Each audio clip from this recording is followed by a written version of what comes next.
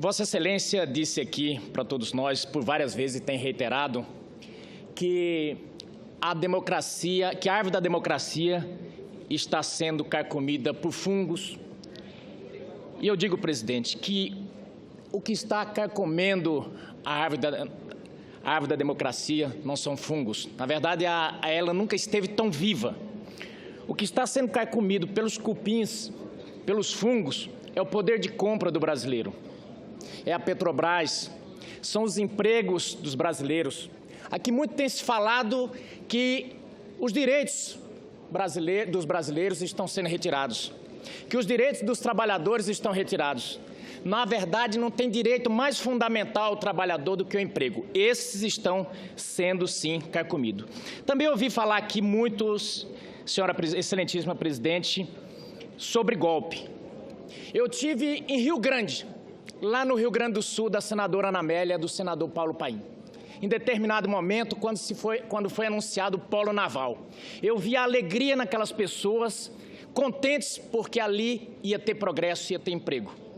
E fui depois e vi o desalento. Aquilo, excelentíssima presidente, é golpe. Na minha cidade, Rondonópolis, foi anunciada a duplicação da rodovia.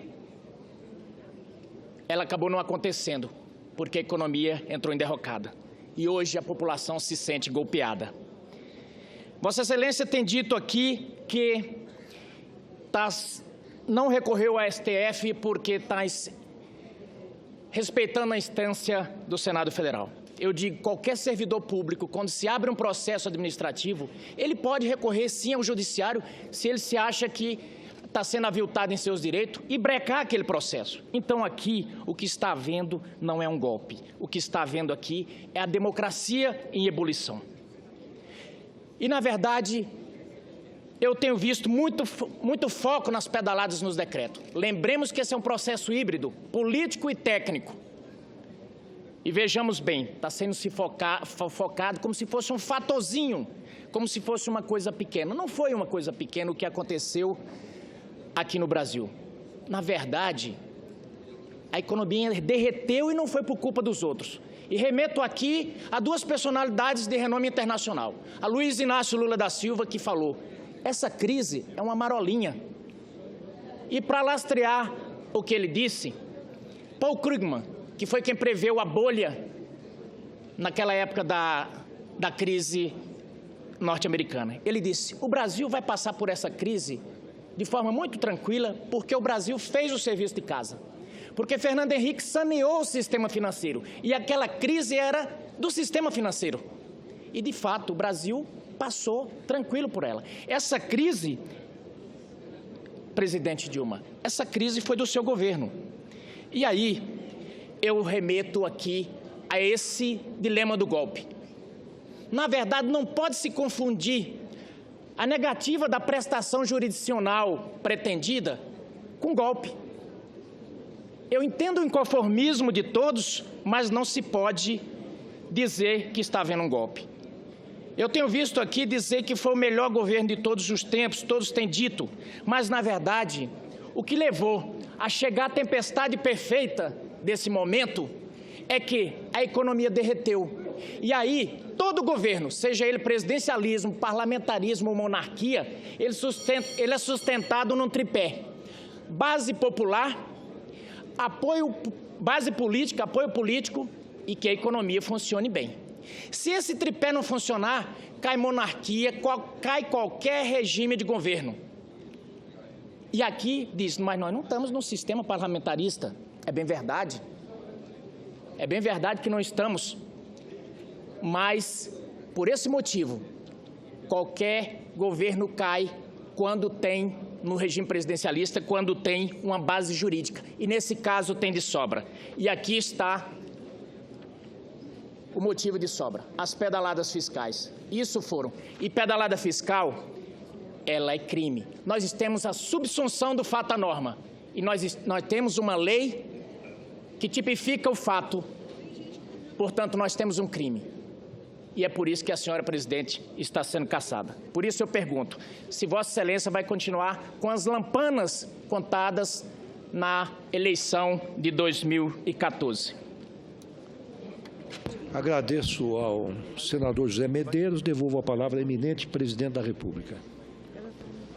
Bom, cumprimento o senador José Medeiros. Senador, é importante, para efeito que a gente está tratando aqui, né, inclusive para essa discussão de golpe ou não golpe, que a gente se atenha à acusação, senador.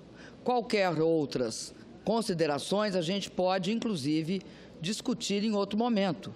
Mas eu não vou aqui, senador, fazer uma discussão tão ampla a ponto de discutir o que aconteceu em 14. Eu quero focar mais no que nós estamos aqui discutindo. Queria dizer ao senhor que, e só assim reiterar mais uma vez, que em 2009, senador, o que nós buscamos era impedir que essa crise, que não era só, viu, senador, ela não era só uma crise financeira, ela começa financeira e ela atinge todas as áreas da produção e do consumo. Tanto é assim, senador, que todas as grandes empresas automobilísticas americanas quase entraram em processo de falência e foram resgatadas pelo governo do presidente Obama, que comprou uma parte dessas empresas e depois as vendeu por um preço melhor.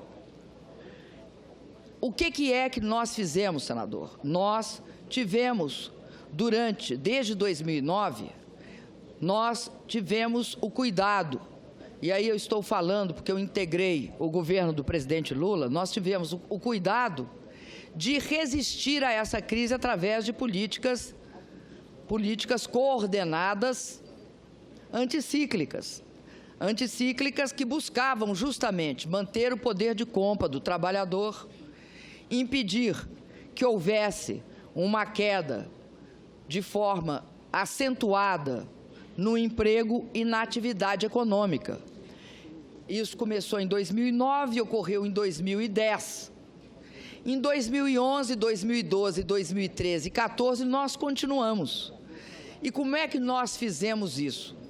Nós utilizamos não só de desonerações fiscais para os empresários, como também tivemos o cuidado de fazer uma política de ampliação do crédito para permitir que empresas pudessem ter acesso a formas de financiamento que diminuíam o impacto sobre a redução da atividade econômica. O que não é possível, senador, vou só repetir isso, é achar que a crise foi produto, a crise econômica no Brasil é produto de 3 decretos ou é produto do Plano Safra. Por quê, senador? Porque o Plano Safra tem um efeito econômico que é ampliar a demanda.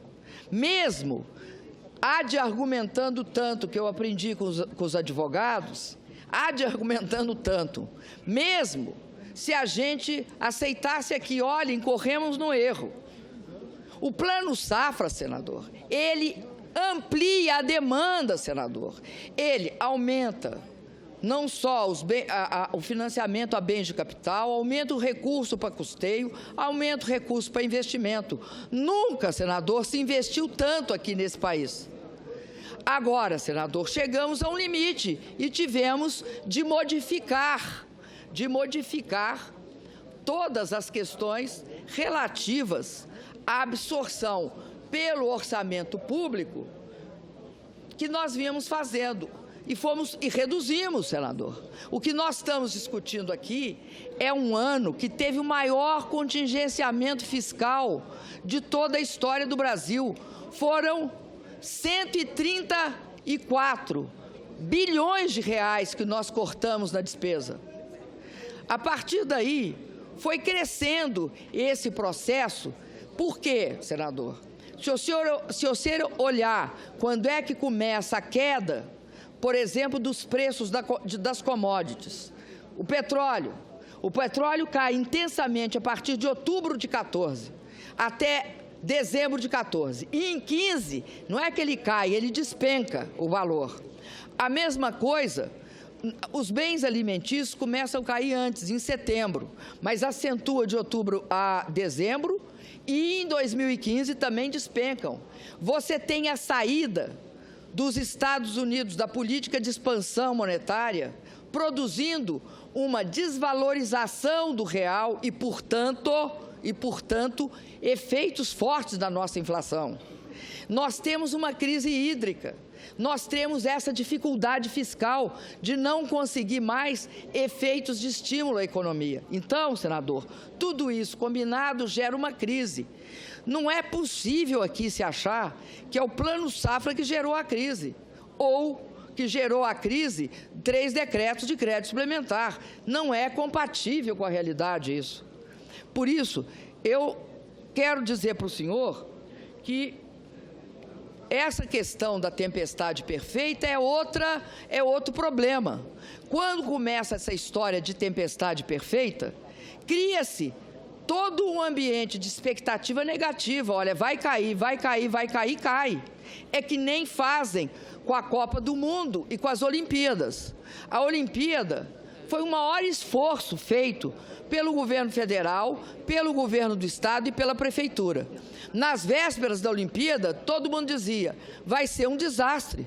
Ela estava inteiramente estruturada, por isso ela deu certo. Então não é possível toda essa onda de pessimismo atingindo a atividade econômica e política no Brasil.